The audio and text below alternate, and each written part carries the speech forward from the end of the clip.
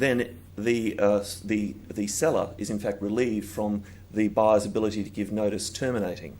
And it's said in that state that it doesn't matter, for example, if the buyer has given notice first and the remediation has been done later. Provided the vendor gets across the line, there's no problem.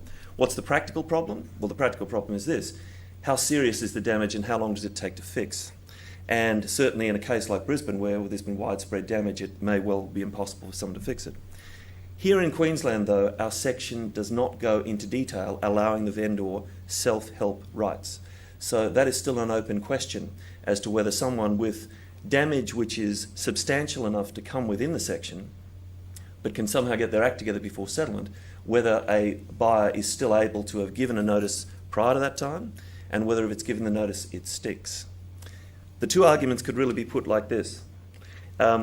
If we are talking about an interpretation argument based on the purpose of the statute, and the purpose of the statute talks to what happens when someone is taking possession or settling on a property, is that the time when the vendor is supposed to perform? If that's the time when the vendor is supposed to perform, and that's the purpose behind the statute, then in theory, if a vendor put things right, a buyer wouldn't be able to terminate. On the other hand, there's an even simpler argument, but which has equal weight, and that is the section doesn't talk about vendors having lingering rights to remediate. It just talks about a state of affairs arising. And so the theory could be, poorly drafted as it is, that even if the vendor sets things to right, the buyer can still walk away. In most cases, I think, the amount of damage that has been done to the premises in a flood, and certainly as far as we've seen them, are such as to make the place virtually uninhabitable and unfixable for many months. So let's look at the position just broadly in the other states. Northern Territory, we've seen as per Queensland. In Western Australia, they actually have a contractual mechanism which is part of their standard conditions. So they cite the criteria of substantially uninhabitable, but it's more or less the same. And there's that question of risk, and when it passes, they actually defer it until it's passed under the force of their provisions. The provisions in the contract talk about the fact that if there is destruction or damage, then there is a 15 business day period in which a buyer can actually give notice saying that they're going to pull out. The seller, interestingly enough, can also give notice saying that they're going to pull out once they've had an opportunity to lodge an insurance claim and worked out whether or not it's going to be honoured. And if nobody wants to pull out, then there's a reduction in the purchase price. In South Australia, it's nil. So, 5 minutes, good God, how time flies when you're having fun. In South Australia, there's nothing. Tasmania, there is nothing. In New South Wales, they work on the rule in flight and booth. They have a statutory remedy that says if something is substantially damaged, and that is, so it is defined to be so different that it's different from what you contracted to buy, then you can pull out. Otherwise, there is an abatement provision for the purchase price, and there's a means for dispute resolution. Victoria, we've already considered. So, unfortunately, we haven't got some very good comparisons in Queensland to other legislative systems that allow us sure guidance as to how to interpret Section 64. We've got a lot of common law, and there will be some cases where it's a fine line where somebody claims they could have reinstated the premises prior to settlement. But in most cases, that will be academic. Now, what I thought I would do, and I must thank the Brisbane City Council for their assistance in letting me into some of their procedures. I'm going to talk about some of the statutory frameworks that a lot of the local councils use in order to try and enforce in the field questions of unfitness for purpose, because it's something as lawyers we don't often come across. The short answer is this, that if a council is deciding if something is unfit, it will use a enforcement notice under the Building Act. Interestingly enough, whilst we as lawyers are used to a provision that says they must give notice to somebody to show cause, and if cause is not shown, then an enforcement notice can issue. Where something is actually deemed dangerous by council, or is not minor, council is not obliged to give a show cause notice. They can even give an enforcement notice straight away. The enforcement notice also can be appealed against, but if it's because the premises have been rendered dangerous, you've got to get your act together really quickly. In fact, it's impossible for an appeal to be lodged if it's more than 5 business days after the notice issued. It is possible for the local government even to say, I'm sorry, we've got to demolish this whole place, go and ruin the whole thing and fence it off so that no one gets hurt in the meantime. But that can only be where the local government thinks there's no practical alternative. Enforcement notices themselves, as you'd expect, can cover anything. Repair, security, cleansing, purification, disinfection, because, interestingly enough, even though it's under the Building Act per se, if you look at Section 248, any one of the things that council can order a place to be unfit and have an enforcement notice in respect of can be things which have nothing to do with the actual structure, although if the structure is dangerous, there's no problem. It can be the potential to spread disease. Literally, the Act, I've never seen an Act before that used the word filthy, but if the place is filthy, and I think we all know what that means, we'd certainly know it if we were in it, then the council can issue an enforcement notice, but it is appealable.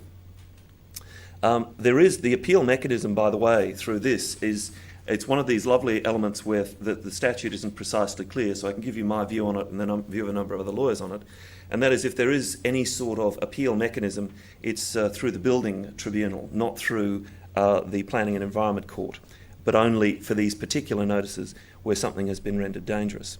The other way that can be used and is through the public health legislation, but that is very rarely resorted to by councils. They normally go through the Building Act because it's clean, effective, and they can cover a host of sins. Leases, I'll be brief, Nola.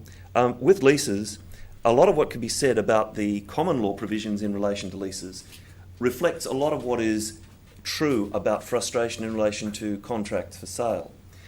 It may baffle us as lawyers to think that a court could say, if a building is mostly wiped out and it's been leased by somebody, that the lease isn't frustrated per se.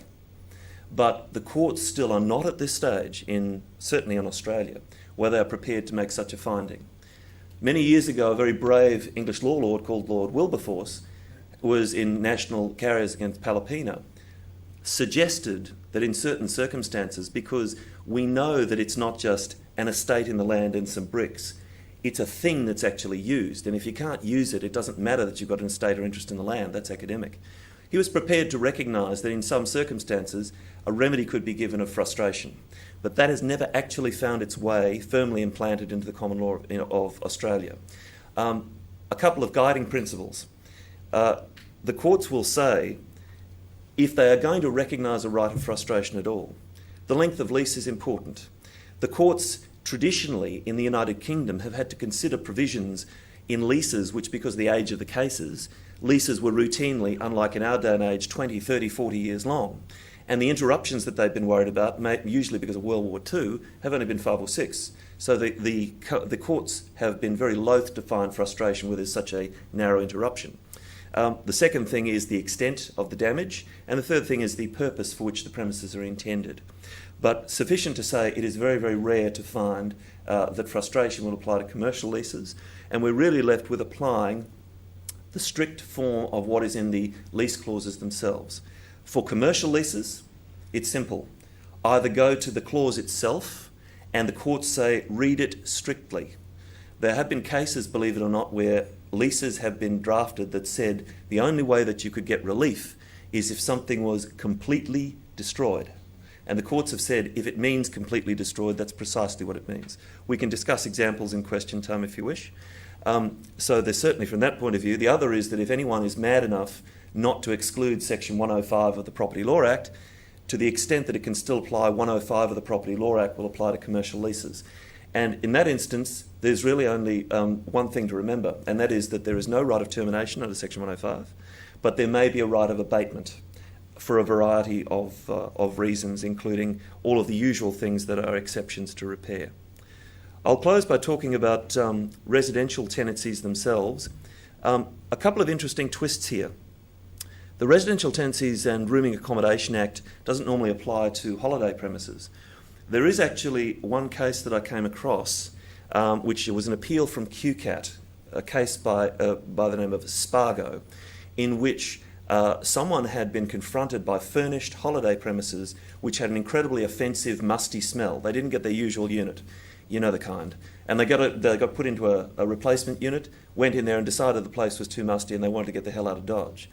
On appeal, the learned judge was actually prepared to recognise that for premises of that type, there's an implied term that they should be fit for habitation, and that the musty smell probably would have been sufficient to allow a magistrate to reach the finding that they did, so it wasn't disturbed. For the Residential Tenancies Act itself, Residential Tenancies and Rooming Accommodation Act, it is possible for standalone tenancies, and that's where I'll really concentrate, although I will mention to you, if you look for them, there are provisions about rooming accommodation and also for mobile dwelling parks, movable dwelling parks, to be able to get relief both in terms of rent and sometimes to terminate. But for stock standard tenancies that you and I would be dealing with in our practices all the time, both lessors and lessees can actually apply for termination of a residential tenancy on the ground that it's frustrated because it's become unfit to live in. So surprisingly, it's not just tenant oriented. A landlord can have their day in court as well.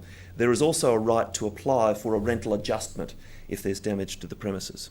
And as I say, there are remedies for rooming accommodation and movable dwellings as well. That's really the essentials of what you need to know. If you wish to, I understand, I've been told on the way in that Lexon has issued warnings to people saying that it would be prudent if they wrote to clients who have contracts in train. I would also suggest it would probably be prudent to write to clients who you are aware may have a large number of residential premises and make them aware of the potentiality to seek advice. If somebody wants to discuss a letter pack, please contact me via my email address. People have asked me, I now have a website. I'm only too pleased to talk to you and to assist. Thank you very, very much.